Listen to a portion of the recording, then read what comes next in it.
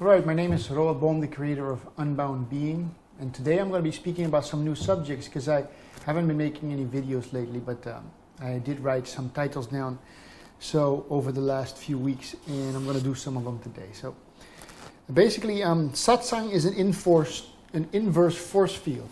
Satsang is an inverse force field. So, you know, Satsang is the name a lot of gurus and teachers and masters give to their gatherings, their unions. Well, basically, Satsang means to sit in the presence or in the company of truth.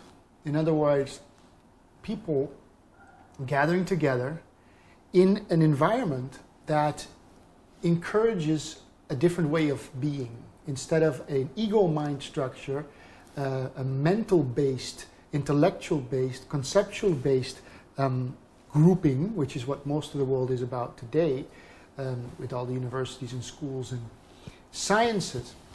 Instead, to rest in a setting, in an environment where people are embodying stillness and silence and a deeper sense of knowing that comes from being. It's a gnostic knowledge that comes from deep within.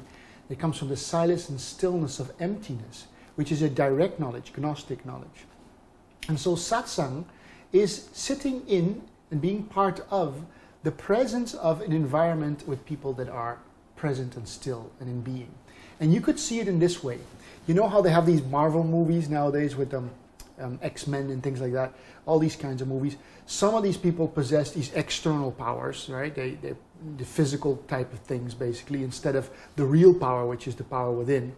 Of course, the real heroes are the gurus and the sages, not the physical powers to smash other people to bits. But let's just take it as an example. And you have some of these people have a power to have a force field. So it's kind of like a force field they can create around themselves.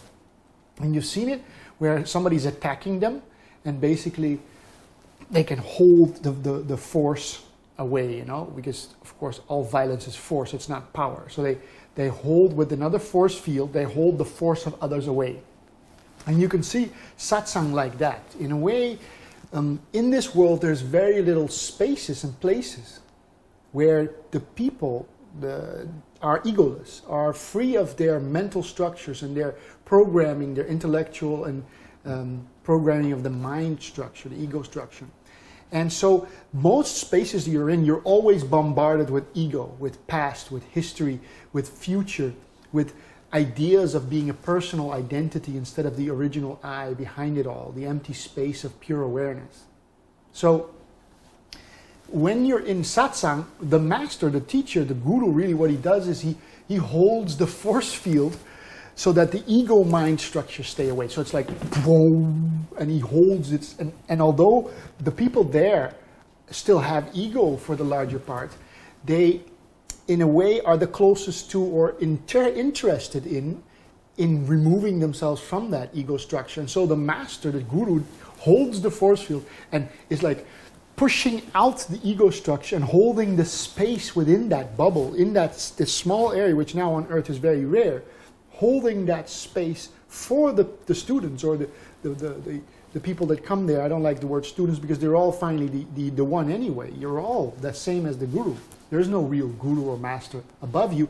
But while you still hold to the ego structure, then of course you need somebody to hold that out. And that's what Satsang really is. It's an inverse force field. Whereas when you go into an environment where there's only ego structure, it's going to be really, really hard to hold that space. Even though your authentic interest is in the divine life, the spiritual life, being free of the ego mind and being in the present, in your body, here, now, silently still, with the emptiness and stillness of the vast void within.